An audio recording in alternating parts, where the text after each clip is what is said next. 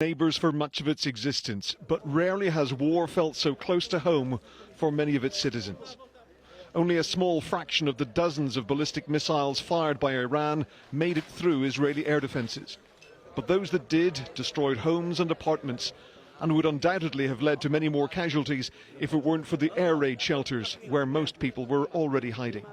Moshe Shani said he heard the sirens warning of an attack, so went down into the shelter. Minutes afterwards, an explosion shook the door. Sirens wailed for much of the night as Jerusalem and Tel Aviv came under attack. The Iron Dome was able to intercept most of the missiles with only fragments hitting the ground, but some did penetrate the Israeli defences. Israel's government would have expected Iranian retaliation, indeed would have factored it in when deciding to strike Iranian nuclear facilities. Nevertheless, the ferocity of this attack led to Israel Katz, the country's defense minister, warning Tehran will burn as a consequence, while Prime Minister Netanyahu urged Iranians to overthrow their leaders. The time has come for you to unite around your flag and your historic legacy by standing up for your freedom from an evil and oppressive regime. It has never been weaker. The IDF released footage of it destroying what it said were surface-to-surface missile launchers. But it was the bombing of nuclear facilities and the assassinations of high-ranking military leaders and scientists, Iran says 3 more were killed today, which have brought the two nations to the brink of all-out war.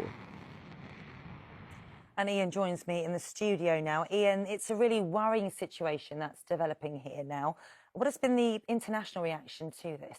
Well, there have been predictable calls for a de-escalation from the United Nations Secretary-General and from various European leaders. In the last few minutes, the British Foreign Secretary David Lammy has said he's alarmed by overnight events, and he's spoken to his Iranian counterpart to urge calm. But the position of the British government is interesting. If you go back to April of last year, you'll remember that when Rishi Sunak was Prime Minister, he authorised Royal Air Force Typhoon jets to take part in helping to defend Israel from an Iranian drone attack. This time, there has been no such assistance from Britain. Now, of course, relations are very strained between the two governments at the moment, with the UK criticising Israel's actions in Gaza in recent weeks, and they've even sanctioned 2 far-right Israeli government ministers for their comments about settler issues in the Palestinian territories. That, in turn, brought loud condemnation from Israel to Britain. Now, if that position were to change in the light of events in the coming days and Britain was to become involved in some way, then that would potentially put British military targets at risk, because the Iranian government has warned that they would attack those if they got involved. They've issued a similar warning to the United States and France, because Presidents Trump and Macron have both said that they would help defend Israel against Iranian reprisals. OK, Ian, thank you very much for the update.